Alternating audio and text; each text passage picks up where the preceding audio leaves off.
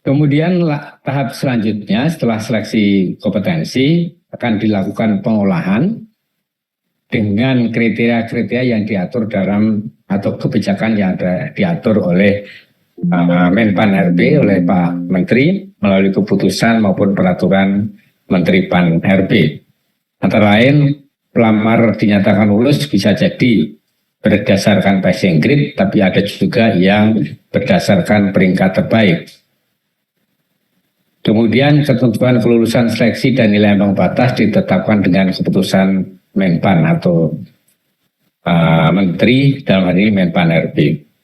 Bagi pelamar pengadaan P3K dapat diberikan penambahan nilai seleksi kompetensi teknis apabila memiliki sertifikat kompetensi dan atau ketentuan lain yang ditetapkan dengan keputusan Menteri. Jadi kalau instansi mau mengajukan itu harus mendapat persetujuan dan penetapan dari Menpan RB. Jenis dan bobot sertifikat kompetensi tersebut diusulkan oleh instansi pembina JF untuk mendapat persetujuan Menteri. Instansi pembina JF dapat mengusulkan sertifikat kompetensi paling tinggi 10% dari nilai paling tinggi kompetensi teknis. Jadi bobotnya hanya 10% dari total nilai kompetensi teknis di luar wawancara dan kompetensi manajerial sosiokultural. Terakhir, untuk pengumuman hasil seleksi, setelah dilakukan pengolahan berdasarkan kriteria kebijakan yang ditetapkan oleh Menpan RB, maka pengumuman hasil seleksi pengadaan ASN dilakukan oleh PPK secara terbuka berdasarkan pengolahan hasil nilai yang dilakukan oleh BKN. Pengumuman ini tidak melebihi jumlah kebutuhan pada masing-masing jabatan dan kualifikasi pendidikan sebagaimana ditetapkan oleh Menteri. Jadi kalau rincian kebutuhannya untuk satu jabatan hanya 10, yang diumumkan lulus juga hanya 10. Yang lainnya misalnya memenuhi ambang batas tapi tidak lulus, itu juga pengumumannya dinyatakan tidak lulus. Lanjut. Nah, oleh sebab itu Bapak Ibu, teman-teman sekalian, kemarin juga kita sudah sampaikan bagaimana kebutuhan PNS baik untuk umum maupun yang khusus. Nah, sementara yang P3K ini jika masih terdapat formasi yang kosong, ya dapat diisi dari pelamar pada jabatan dan kualifikasi pendidikan yang sama. Jadi seperti optimalisasi ya di sini ya, lokasi kebutuhan yang berbeda. Kemudian tetap dia berperingkat terbaik di jabatan itu. Jika instansi pusat melakukan pengelompokan kebutuhan, maka pengisian kebutuhan yang belum terpenuhi diberlakukan terbatas pada kebutuhan jabatan yang telah dikelompokkan tadi. Jadi di awal itu instansi itu seharusnya sudah merencanakan ya apa-apa yang harus mereka lakukan. Kalau soal perankingan bagaimana?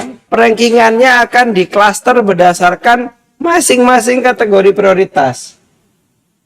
Yang kedua di ranking dengan sama-sama K2, yang non ASN terdatabase BKN itu juga akan di ranking dengan sama-sama database.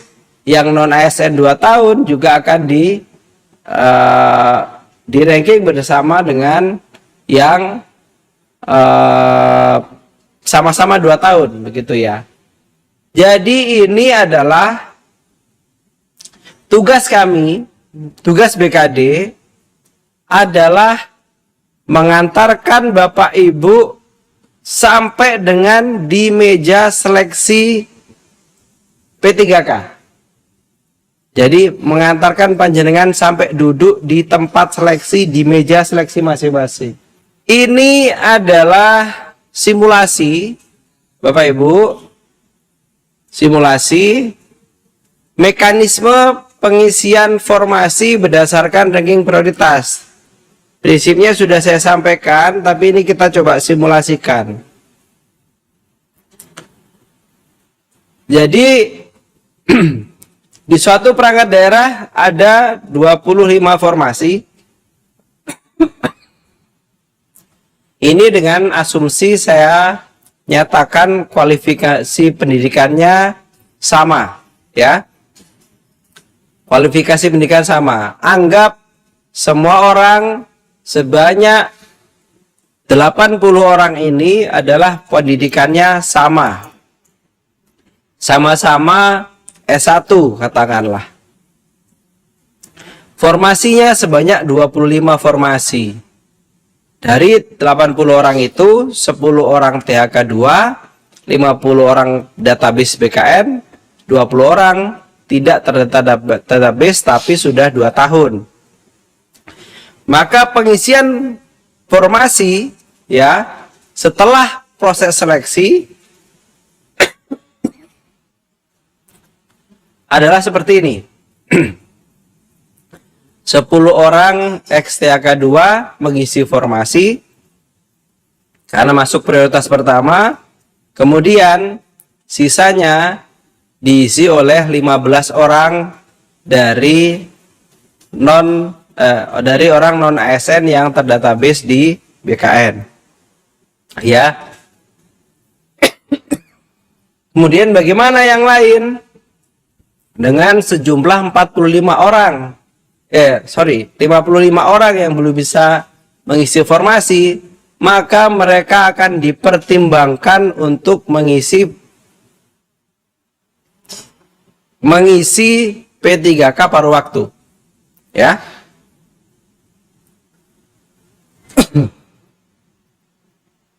Kemudian apabila tersedia 35 formasi, namun pelamar hanya sejumlah 30 orang. 10 orang THK 2, 15 orang non ASN BKN, terdata database BKN, dan 5 orang tidak terdata di database. Tapi prinsipnya semuanya sejumlah 30 orang. Formasinya 35. Dalam hal 35 orang ini, 35 formasi ini dilamar oleh 30 orang dan 30 orang itu semuanya berangkat ke tempat seleksi, dia kerjakan soal-soalnya dengan benar, maka yang bersangkutan sebanyak 30 orang itu dinyatakan lolos menjadi P3K full time atau P3K yang seperti sekarang ada di Pemprov ya. Begini. Maka ada formasi kosong yang namanya sebanyak 5.